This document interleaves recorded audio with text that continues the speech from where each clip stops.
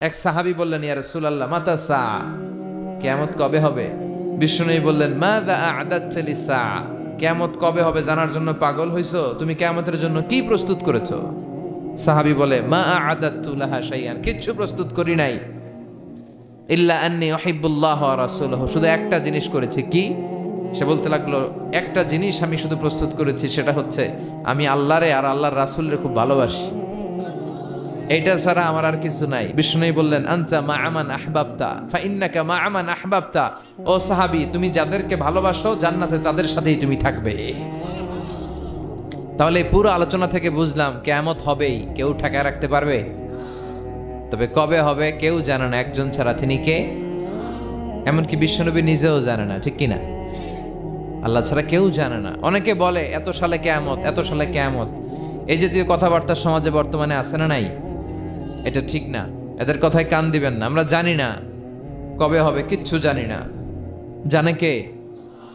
তবে কিছু আলামাত, কিছু সাইন, আশরাতুস সাআ, কিছু আলামত বিশ্বনবী আমাদেরকে শুনিয়ে গিয়েছেন যে এই এই পরিস্থিতি যখন সমাজে হবে তখন মনে করবে কিয়ামত হতে খুব বেশি দেরি নাই, সময় খুব কাছে। সুবহানাল্লাহ পড়েন। এই আলামতগুলো দুই ভাগে বিভক্ত, একটা হচ্ছে কিয়ামতের ছোট আলামত, আরেকটা হচ্ছে কিয়ামতের বড় আলামত। কিয়ামতের বড় আলামত 10টি। টেকনাফের ভাইয়েরা বলেন, বড় আলামত কয়টি?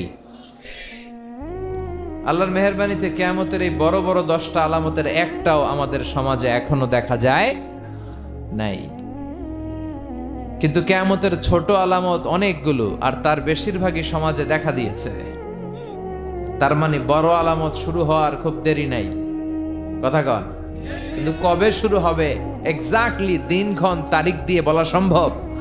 এটা জানে শুধু একজন, চিৎকার করে বলতে হবে, তিনি কে? বিশ্বনবী বলেছেন কিয়ামতের ছোট আলামতের সর্বপ্রথম আলামত হচ্ছে বিআসাতু রাসূলিল্লাহ, আল্লাহর রাসূল সাল্লাল্লাহু আলাইহি ওয়াসাল্লামের দুনিয়াতে আগমনটাই কিয়ামতের প্রথম আলামত। সুবহানাল্লাহ নাই? কথা বুঝতে কষ্ট হচ্ছে? বিশ্বনবীর আগমনটাই হচ্ছে কিয়ামতের প্রথম আলামত। বিশ্বনবী চলে আসছে, তার মানে আর নবী আসবে না, এবার কিয়ামতের দিকে আগাইতে হবে। চিল্লা এখন ঠিক কিনা? বিশ্বনবী বলতেন, বুইস্তু আনা ওয়া সাআতু কাহাতাইন, আমি এবং কিয়ামত এইভাবে পিঠাপিঠি হয়ে নাজিল হয়েছি। এই আঙ্গুল থেকে এই আঙ্গুলের মাঝখানে যেমনি তেমন কোনো ব্যবধান নাই, আমি নবী আর কিয়ামতের মাঝখানে তেমন কোনো ব্যবধান নাই। সুবহানাল্লাহ পড়ে। তারপরেও কত বছর চলে গেল? প্রায় 1400 বছর, প্রায় 1500 বছর চলে গেল, এখনো কিয়ামত হয় নাই। কবে হবে কে জানে? জোরে বলেন, কে জানে? তাহলে কিয়ামতের ছোট আলামতের প্রথমটা আমরা দেখলাম যে বিশ্বনবীর আগমন, প্রথম আলামত পাওয়া গিয়েছে, ঠিক কিনা? এরপরে বাকি আলামতগুলো পাওয়া গিয়েছে কি যায় নাই আপনারা বলবেন, আমি প্রশ্ন করলে আপনারা উত্তর দিবেন। আসেন আমরা দেখি বিশ্বনবী বাকি আলামতের ব্যাপারে কি বললেন।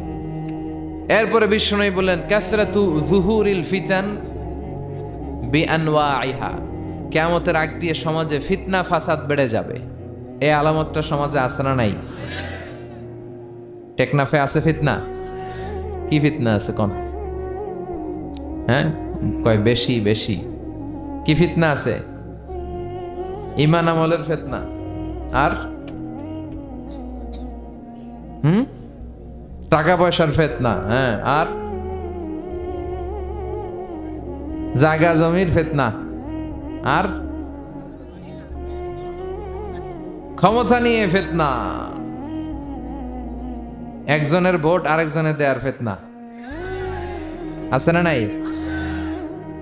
আর আর কি ফিতনা? নারীর নির্যাতন, আরেকজন কোন পুরুষ নির্যাতন, সব নির্যাতনই এই দেশে আছে না নাই? তো এইভাবে আর্থিক ফিতনা, পারিবারিক ফিতনা, সামাজিক ফিতনা, রাষ্ট্রীয় ফিতনা, নারী ঘটিত ফিতনা আছে না নাই? কিয়ামতের আগে জ্বলন্ত আগুনের কয়লা হাতে রাখা সহজ হবে, কিন্তু ঈমান নিয়ে বেঁচে থাকাটা কঠিন হয়ে যাবে। সকালে একজন ব্যক্তি মুমিন থাকবে, বিকেলে কাফের হয়ে যাবে, বিকেলে মুমিন, সকালে কাফের হয়ে যাবে। ফিতনাতুন তামুজু কামাউজিল বাহার, এই যে কক্সবাজার, আপনাদের বোঝাতে সুবিধা, সাগরের ঢেউ যেমনি তীরে বালুর উপর স্যান্ড, এই স্যান্ডের উপর বালুর উপর যেমনি আছড়ে পড়ে, বড় বড় ফিতনা এসে আছড়ে পড়বে।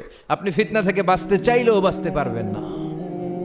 আপনি হক হালাল মেনে চলতে চান, আপনি হালাল পন্থায় জীবন চালাতে চান, আপনি সরকারি চাকরি করেন, আপনি ঘুষ খান না, কিন্তু চাইলেও পারবেন না।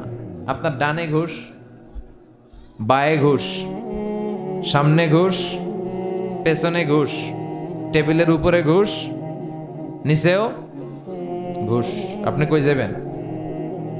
আপনি চোখ বাঁচাতে চাচ্ছেন যে আমি কোনো নেকেড সিনারি দেখব না, আমি মিজানুর রহমান আজহারি হুজুরের ওয়াজ দেখব। ইউটিউবে ঢুকলেন, লিখলেন মিজানুর রহমান আজহারি ওয়াজ, সার্চ দিলেন, ওয়াজ চলে আসছে। ওয়াজের পাশে দেখবেন এক বেডি বেসকি দিয়ে রয়েছে, আছে না নাই? তো দেখতে ঢুকছেন ওয়াজ, ওদিকে দেখবেন যে আরেকজন বেসকি মেরা রয়েছে।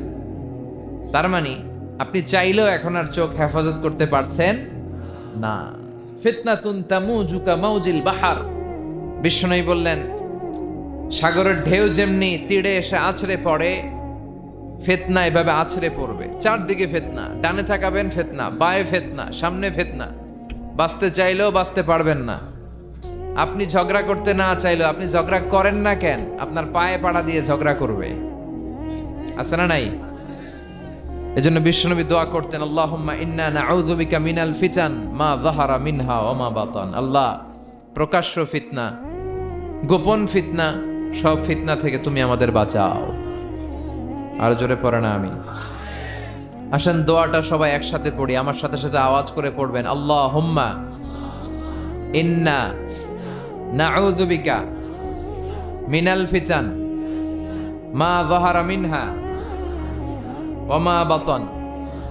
আল্লাহুম্মা ইন্না নাউযু বিকা মিনাল ফিতান মা যাহারা মিনহা ওয়া মা বাতান। এর মানে আল্লাহ, দেখা যায় দেখা যায় না, এরকম সব ফিতনা থেকে তুমি আমাদেরকে বাঁচাও। তো এই যে বিষ্ণু বললেন কিয়ামতের আগে ফিতনা সমাজে বেড়ে যাবে, এই আলামতটা আমাদের সমাজে আছে না নাই? তাহলে দুইটা পাইলাম, বিশ্বনবীর আগমন এটাও পাইলাম, ফিতনা বেড়ে যাবে এটাও পেলাম। এরপর বিষ্ণু ঈসা ইসলাম বলেছেন খরুজ মুদ্দাইন নবুয়া, কিয়ামতের আগে ভণ্ড নবী দাবিদাররা বের হয়ে যাবে। ভণ্ড নবী দাবিদার আছে না নাই? বিষ্ণু বুখারীর বর্ণনায় বললেন 30 জন হবে এদের সংখ্যা। সবগুলো হচ্ছে দাজ্জালুন কাযযাবুন, মিথ্যাবাদী দাজ্জাল। এগুলো একটাও নবী নয়, চিল্লায় কোন ঠিক কিনা? মা কানা মুহাম্মাদুন আবা আহাদিম মির রিজালিকুম ওয়ালাকিন রাসূলুল্লাহি ওয়া খাতামান নাবিয়্যিন। মুহাম্মদ তোমাদের কোনো পুরুষের পিতা নয়, তিনি হলেন আল্লাহর রাসূল, তিনি হলেন খাতামান নাবিয়্যিন, সর্বশেষ নবী। আমার নবীর পরে আর কোন নবী আছে? আদম আলাইহিস সালাম থেকে শুরু করে বিষ্ণু ঈসা ইসলাম পর্যন্ত এই যে নবী আসার ধারাবাহিকতা, এটাকে আল্লাহ তাআলা বিশ্ব নবীর মাধ্যমে কাট আপ করে দিলেন। সুবহানাল্লাহ পড়েন। বিশ্ব নবী বলতেন লা নাবিয়্যা বা'দি ওয়ালা রাসূলা, আমার পরে কোনো নবীও নাই, কোনো রাসূলও নাই, তবে লাউ কানা বা'দি নাবিয়্যুন লাকানা উমর, আমার পরে যদি কেউ নবী হওয়ার যোগ্যতা রাখে, আমার ওমরের ওই যোগ্যতা আছে। সুবহানাল্লাহ পড়বেন না? ওমরে ফারুক এমন একজন ব্যক্তিত্ব ছিলেন, উনি যদি কোনো রাস্তা দিয়ে হাঁটতো, শয়তান ওমরে ফারুককে দেখলে শয়তান ওই রাস্তা রেখে দিয়ে আরেক রাস্তা দিয়ে হাঁটতো। ওমরে ফারুক যেই রাস্তা দিয়ে হাঁটে, ওই রাস্তা দিয়ে শয়তান হাঁটে না। এজন্য ওমরের মতো একটা নেতার দরকার আছে না নাই? প্রভু তুমি বলেছ রাসূল দেবে না, বলনি দেবে না ওমর, বলনি দেবে না হামজা তারিক, খালিদ বিজয়ী সমর। প্রভু তুমি বলেছ রাসূল দেবে না, বলনি দেবে না ওমর, বলনি দেবে না হামজা তারিক, খালিদ বিজয়ী সমর। প্রভু তুমি বলেছ রাসূল দেবে না, ঠিক কিনা? ওমরে ফারুক নবী হয়ে যেত, কিন্তু যেহেতু নবী হওয়ার যোগ্যতা কারো নাই, সুযোগ নাই, এজন্য বিশ্বনবীর পরে কেউ নবুয়তির দাবি করতে পারবে, কিন্তু বিশ্বনবীর জীবদ্দশায় মুসাইলামাতুল কাযযাব নামে এক ভণ্ড নবী দাবিদারের আবির্ভাব ঘটেছিল। সে এসে বলল, হে মুহাম্মদ, আন-নুবুওয়াতু নিসফুন লাকা ওয়া নিসফুন লি। মুহাম্মদ, নবুয়ত পুরাটা তোমার না, অর্ধেক তোমার অর্ধেক আমার, আমারটা আমারে দাও। বিশ্বনবী বললেন, তুই মিথ্যাবাদী, তুই কি কাযযাব। সে বিশ্বনবীর মতো অ্যাক্টিং করত, বিশ্বনবী যা যা করতেন সেও তা তা করার চেষ্টা করত। বিষ্ণু ঈসা ইসলাম কোনো গাছের মধ্যে হাত লাগালে ওই গাছের ফলন বাড়িয়ে দিত কে? তো সেও বিশ্বনবীর মতো অ্যাক্টিং করে সবাই বলতো, তুমি যেহেতু নবী দাবি করো, তুমি আমাদের গাছে হাত লাগাও। তো সেও হাত লাগাই দিত, কিন্তু ফলন বাড়তো না, গাছে ফল যা আসতো ওগুলো ঝরে পড়তো, উল্টা হতো। বিষ্ণু ঈসা ইসলামের কাছে সবাই এসে বলতো, ইয়া রাসূলুল্লাহ, আমাদের কুয়ার পানিগুলো লবণাক্ত, আপনি দোয়া করেন। বিশ্বনবী অজু করে অজুর কুলির পানি কুয়ার মধ্যে ছাড়লে লোনা পানির কুয়া মিঠা পানিতে রূপান্তরিত হয়ে যেত। কিন্তু মুসাইলামারে যখন সবাই ধরতো, মুসাইলামা তুমি তো নবী দাবি করো, চলো, ও যে কোনো মিঠা পানির মধ্যে কুলি মারলে ওটা লোনা পানি হয়ে যেত। রিঅ্যাকশন করতো, কি করতো? বিশ্বনবীটা করতো অ্যাকশন, আর ওরটা করতো রিঅ্যাকশন। এরপর বিষ্ণু ঈসা ইসলাম মদিনার নিউ বর্ন বেবি, নবজাতক বাচ্চাদের মাথায় হাত বুলিয়ে দিলে বাচ্চাদের মাথার চুল বড় হয়ে যেত। আর মুসাইলামা যেই বাচ্চাদের মাথায় হাত বুলিয়ে দিত, চুল বড় হওয়া তো দূরের কথা, ওইটির মাথায় চুলই উঠতো না, আর আজীবন থাকতো টাক মাথা। নাউজুবিল্লাহ পড়বেন না? কারণ এটা বিশ্ব নবী। এটা কি নবী? এই নবীর সম্মানের মতো সম্মান পৃথিবীর কোন নবীর আছে? উনি হচ্ছেন খাতামুন নবিয়্যিন, শেষ নবী, সর্বশ্রেষ্ঠ নবী, তিনি নবীদেরও নবী। চিল্লায় কোন ঠিক কিনা? এভাবে অনেকে নবুয়তের দাবিদার সাজতে চেয়েছে। এই যে আমরা কাদিয়ানি সম্প্রদায়ের ব্যাপারে বলি, এরা নিজেদেরকে আহমদী মুসলমান বলে। কি মুসলমান? আহমদী মুসলমানের কোনো আলাদা মুসলমান নাম আছে? আমরা সবাই মুসলিম। চিল্লায় বলেন ঠিক কিনা? আল মুসলিমু মিল্লা ওয়াহিদা, পুরো মুসলমান এটা হচ্ছে এক জাতি। গোটা বিশ্বে মুসলমান নির্যাতিত হলে গোটা বিশ্বের সব মুসলমান চোখের পানি ঝরায় আর কাঁদে আর দোয়া করে, জোরে কোন ঠিক কিনা? নিউজিল্যান্ডে মারা গেল, আমাদের হৃদয়ে ব্যথা আছে না নাই? আরাকানে মারা যায়, আমাদের রক্তক্ষরণ আছে না নাই? ফিলিস্তিনে শহীদ হয়, তাদের জন্য আমাদের দোয়া আছে না নাই? দুর্ভাগ্যবশত আমরা ইহুদিদের ষড়যন্ত্রে পা দিয়ে টুকরা টুকরা হয়ে গিয়েছে, আলাদা আলাদা দল আর গোত্রের কোনো শেষ নাই। এত মায়ের খাওয়ার পরেও আমরা ঐক্যবদ্ধ হওয়ার প্রয়োজনীয়তা অনুভব করছি না। মুসলিম তো এমন দল, এটা দেহের মতো, কাজাসাদিন ওয়াহিদ। দেহের চোখে ব্যথা হলে যেমনি সারা দেহটা কষ্ট পায়, হাত কেটে গেলে যেমনি পুরো দেহটা কষ্ট ভোগ করে, গোটা বিশ্বের কোথাও একজন মুসলমান আক্রান্ত হলে গোটা বিশ্বের মুসলমানরা কাঁদে, জোরে কোন ঠিক কিনা? যদি আমাদের একটা সেন্ট্রাল লিডারশিপ থাকতো, নেতৃত্ব দেওয়ার মতো, যার নেতৃত্বে আমরা জিহাদের ময়দানে ছুটে যেতাম, আমরা অপেক্ষা করছি ওই নেতার জন্য। ইমাম আল মাহদি আসবে একদিন, চিল্লায় এখন ঠিক কিনা? আমাদের যদি একটা সেন্ট্রাল মিলিটারি থাকতো, সেনাবাহিনী, ওয়াআইদ্দু লাহুম মাসতাতা'তুম মিন কুওয়া ওয়া মির রিবাতিল খাইল তুরহিবুনা বিহি আদুওয়াল্লাহি ওয়া আদুওয়াকুম। আল্লাহ বলে তোমাদের মিলিটারি সেনাবাহিনী প্রস্তুত রাখো, কিন্তু আমাদের 50টারও বেশি মুসলিম দেশ, আমাদের নিজস্ব মিলিটারি নাই। কথা কোন ঠিক কিনা? এই 50টা দেশের একটা যৌথ সেনাবাহিনী থাকার দরকার আছে না নাই? যদি থাকতো, তাহলে কোন দেশে যদি মুসলমানদেরকে আক্রমণ করা হতো, আমাদের মিলিটারি সেখানে যে দুর্বার আন্দোলন আর প্রতিরোধ গড়ে তুলতো। চিল্লায় এখন ঠিক কিনা? কিন্তু আমাদের এই লিডারশিপ নাই। এই মির্জা গোলাম আহমদ কাদিয়ানি, পাঞ্জাবের এক লোক, সে নিজেকে দাবি করেছে আমি হচ্ছে শেষ নবী। এরপর হঠাৎ করে কয় আমি হলাম ইমাম মাহাদি, এরপর কয় আমি হলাম ঈসা আলাইহিস সালাম। নাউজুবিল্লাহ পড়বেন না? এই লোকটার মৃত্যু হয়েছে পায়খানার ভিতরে, টয়লেট ভাঙ্গা ভিতরে পড়ছে, পেশাব পায়খানা খাইতে খাইতে খাইতে খাইতে আর খাইতে পারে না। আল্লাহকে আরো খা বেয়াদব। এই টয়লেটের পায়খানা খেতে খেতে দুনিয়া থেকে বিদায়। এজন্য বিশ্ব নবীর পরে কেউ যদি নবুয়তির দাবি করে, এটা কি মুসলমান? এগুলো কি ফতোয়া তো আপনারাই দিতে পারতেছেন। কারণ লা ইলাহা ইল্লাল্লাহ বললে মুসলমান হওয়া যায়? তাকে বলতে হবে লা ইলাহা ইল্লাল্লাহ মুহাম্মাদুর। তারা দ্বিতীয় অংশটা মানে না, আল্লাহ রাসূল সাল্লাল্লাহু আলাইহি ওয়াসাল্লাম যে শেষ নবী এটা মানে না। তো তারা এদেশে জন্ম, এদেশে হিন্দুরাও তো থাকে, বৌদ্ধরাও থাকে, তো ওদের থাকতে সমস্যা কি? কোনো সমস্যা নাই, থাকো, কিন্তু তোমরা বিশ্বনবী যে শেষ নবী এটা মেনে থাকো, যেহেতু মুসলমান দাবি করো। আর যদি না মানো তাহলে তোমরা কোন ধর্মের এটা জাতির কাছে স্পষ্ট করে দাও, নিজেদের অবস্থানকে স্পষ্ট করো। কথাবার্তা ক্লিয়ার না সব? মুসলমান হলে ইসলামের নিয়ম মানতে হবে, নতুন কোন নিয়ম ইসলামের ভেতরে ঢোকানো যাবে।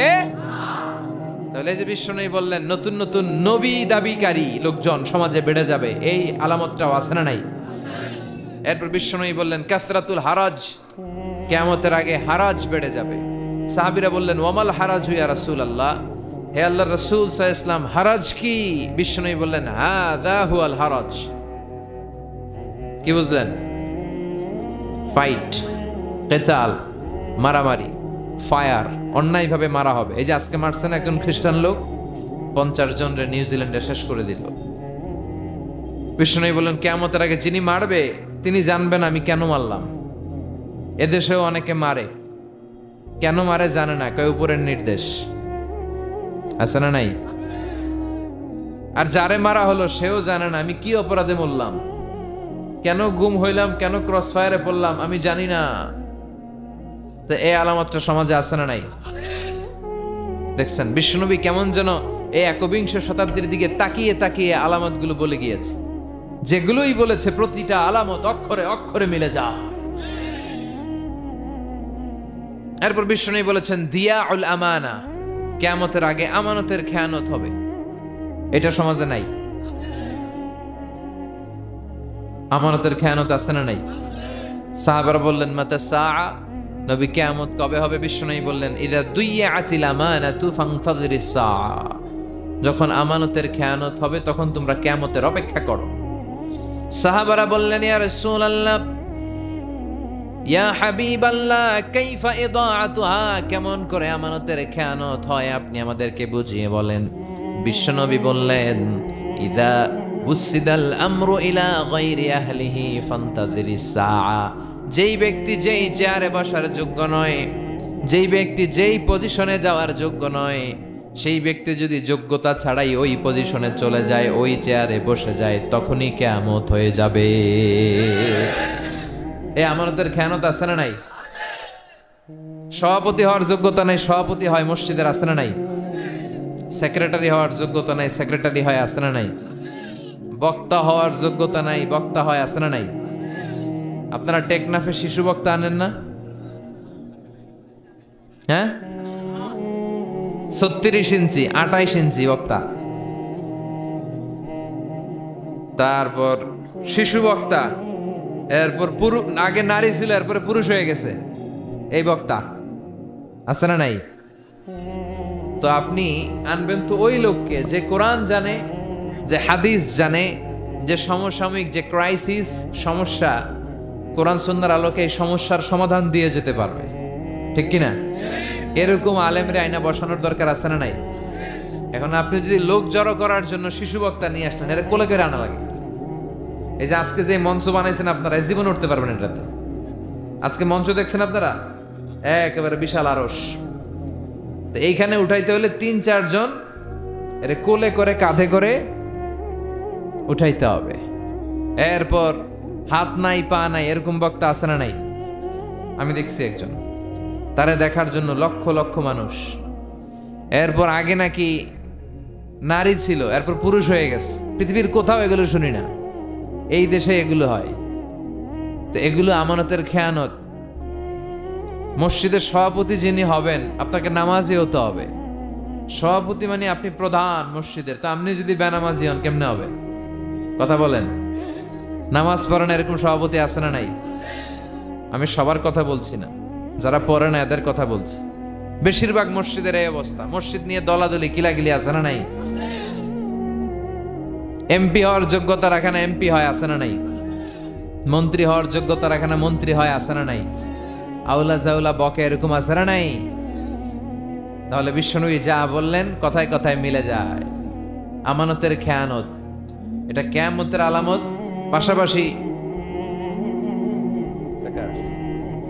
পাশাপাশি এটা মুনাফিকের আলামত। মুনাফিক কখনো আমানতের হেফাজত করে না, খেয়ানত করে। চিল্লা এখন ঠিক কিনা? এটা মুনাফিকের আলামত। এজন্য আমরা যেন আমানতের খেয়ানত না করি। বিশ্বনবী কোনোদিন আমানতের খেয়ানত করেছে? কথা বলেন। ওয়াল্লাযীনা হুম লিআমানাতিহিম ওয়া আহদিহিম রাউন। মুমিন বান্দার বৈশিষ্ট্য, তারা আমানতের হেফাজত করে আর প্রতিশ্রুতি রক্ষা করে। আমাদের অনেকে প্রতিশ্রুতি রক্ষা করে না। মাইক পাইলে দেদারসে বলে, এইটা দিমু, ওইটা দিমু, এই করমু, এলাকার উন্নয়ন, ওইটা সেটা সব দিয়ে হলাম, কিন্তু সময় মতো সে কিছুই করতে চায় না। আছে না নাই? টেকনাফে আলহামদুলিল্লাহ নাই। আপনারা জানেন আপনাদের কি অবস্থা। তো এই জন্য এই আমানতের খেয়ানত গোটা বিশ্বব্যাপী, এই আলামতটা সমাজে আছে না নাই? এরপর বিষ্ণু বলেছেন আত-তাতাউল ফিল বুনিয়ান, কিয়ামতের আগে মানুষ বড় বড় বিল্ডিং বানানোর প্রতিযোগিতা করবে, কে কার চেয়ে বড় বিল্ডিং বানাইতে পারে। বিষ্ণু বললেন, দেখেন কত সুন্দর কথা, মিলে যায়। ওয়ান তারাল হুফাত আল উরাত আল আলাতা রিয়া আশা ইয়াতাতাওয়ালুনা ফিল বুনিয়ান, তোমরা দেখবে পায়ে দেওয়ার মতো জুতা ছিল না, গায়ে দেওয়ার মতো জামা ছিল না, এরকম গরিব লোকগুলো সমাজে হঠাৎ করে হুরু হুরু করে ধনী হয়ে যাবে। এরপরে বিল্ডিং বানানোর প্রতিযোগিতা, খালি প্রতিযোগিতার কম্পিটিশন। ওর 5 তলা, আমার লাগবে 10 তলা, ওর 10 তলা, আমার লাগবে 20 তলা, ওর 2টা গাড়ি, আমার লাগবে 3টা গাড়ি। আছে না নাই? ও তাহাজ্জুদ পড়ে, আমিও তাহাজ্জুদ পড়ব, এটা নাই? কথা বলেন। আমিনাল লাইলি ফাতাহাজ্জাদ বিহি নাফিলাতান লাকা আসা আন ইয়াবআসাকা রাব্বুকা মাকামাম মাহমুদা। আল্লাহ ডেকে বলেন, নবী রাতের শেষ অংশে উঠে তাহাজ্জুদের নামাজ পড়েন। তাহাজ্জুদের নামাজ পড়লে আপনার মর্যাদা বাড়ায়া দিবে কে? তাহাজ্জুদের যায় না মাঝে মরণ দিও প্রভু আমায়, একামতে দিনের কাজে কবুল করে নিও আমায়। চিল্লায় পড়েন আমিন। তার মানে বড় বড় বিল্ডিং বানানোর প্রতিযোগিতা গোটা বিশ্বব্যাপী আছে, বিশেষ করে আরব বিশ্বে। আছে না নাই? পৃথিবীর বড় বিল্ডিং গুলো ওখানে। দুবাই আছে বুর্জ আল খলিফা, 163 তলা উঁচু। এরপরে সৌদি আরবে আছে একটা কিংডম টাওয়ার, এই বছরই শেষের দিকে খোলার কথা। এই বছর 19 সালেই মানে শেষ হবে। এটা 1000 মিটার উঁচু। এরপর তাইপেডাং 1, কাবা ঘরের পাশে একটা আছে, এটারে রয়্যাল ক্লক বলে, জমজম টাওয়ার, ইয়া উঁচু, 120 তলা। মানুষ কাবার দিকে যাবে, কাবার দিকে তাকায় থাকলেও সওয়াব। কাবা থুয়ে মানুষ ওইটার দিকে তাকায় থাকে, এত বড়। 3টা জিনিসের দিকে তাকালেই সওয়াব। কোরআনের দিকে তাকালেই সওয়াব, মায়ের চেহারার দিকে তাকালেই সওয়াব, আর কাবার গিলাফের দিকে, কাবা ঘরের দিকে তাকালেই সওয়াব। কাবা ঘরকে কেন্দ্র করে প্রতিদিন 120টা রহমত নাজিল হয়। সিদ্দিন আলী তাইফিন, 60টা রহমত যারা তাওয়াফ করে তাদের উপর। আর বাঈন লিল মুসাল্লিন, 40টা রহমত যারা নামাজ পড়ে। 60 আর 40 কত হইল? বাকি আছে কয়টা? 20টা। ওয়াল 20 লিন-নাযিরিনা ইলাল কাবা। আর বাকি 20টা রহমত যারা নামাজও পড়ে না, তাওয়াফও করে না, শুধু কাবার দিকে তাকিয়ে থাকে। সুবহানাল্লাহ পড়বেন না? ওই কাবা ঘরের পাশে একটা বানাইছে বিশাল জমজম টাওয়ার, 120 তলা। সবাই ওইটার লগে ছবি তোলে, খালি সেলফি। আছে না নাই? এগুলো কিয়ামতের আলামত। বড় বড় টাওয়ার বানানো, প্রতিযোগিতা শুরু হয়ে যাওয়া। এরপর বিষ্ণু বললেন, যুহুরুন নিসা আল কাসিয়াত আল আরিয়াত আল মাইলাত আল মুমিলাত, কিয়ামতের আগে পোশাক পরিহিতা উলঙ্গিনী নারীদের প্রচার প্রসার সমাজে বেড়ে যাবে। আছে না নাই?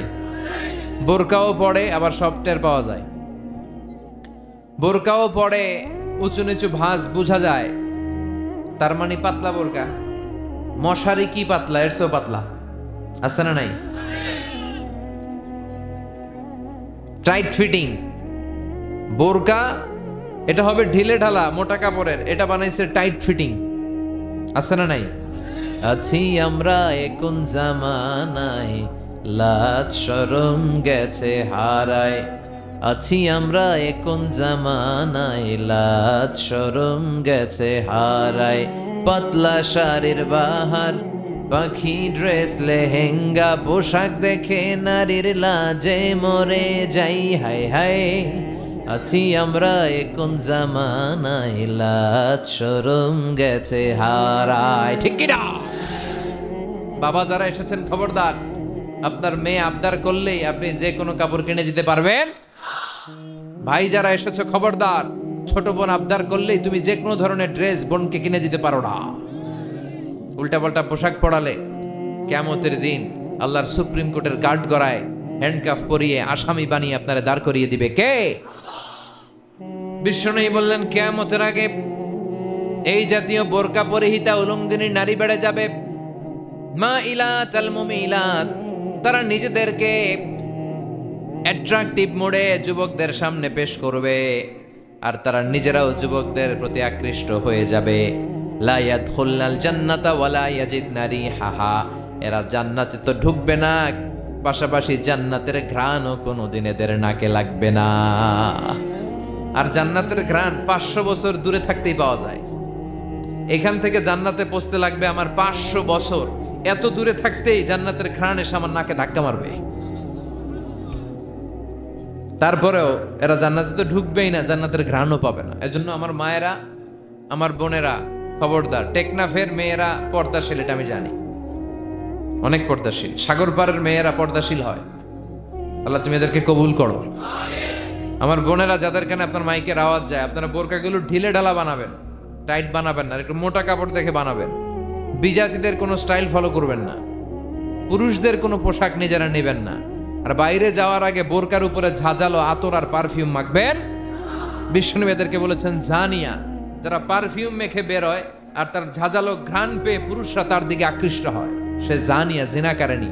এজন্য খবরদার, হেজাব আপনার অধিকার, এই হেজাব আপনার অহংকার, এই হেজাব, এই পর্দার বোরকা আপনার আভিজাত্যের প্রতীক। আপনি কেমন মেয়ে, কোন বংশের মেয়ে, কোন ঘরের মেয়ে, আপনার পোশাক দেখলে টের পাওয়া যায়। বিষ্ণু বলেছেন কিয়ামতের আগে এগুলো বেড়ে যাবে। এগুলো আমাদের বাংলাদেশে আছে না নাই? এরপরে বিষ্ণু বললেন আতাআর রাজুলু যাওজাতাহু ওয়া আক্কা উম্মাহু, কিয়ামতের আগে বিয়ের পরে ছেলেগুলো মাকে ভুলে যাবে, বউয়ের পিছনে দৌড়াবে। এরকম আছে না নাই? টেকনাফে কি অবস্থা? হ্যাঁ, মারে ভুলে যায়। যেই মা 8 মাস 10 মাস পেটের মধ্যে রাখলো, এত বড় একটা বস্তা হয়ে গিয়েছিল আমার মায়ের পেটটা। আমরা যখন মায়ের পেটে ছিলাম, আমার মায়ের পেটটা কি হয়েছিল? বস্তা। এই বস্তা নিয়ে আমার মা টয়লেটে যেত রাত্রিবেলায়। আহা, কি কষ্ট দিয়েছি আমরা।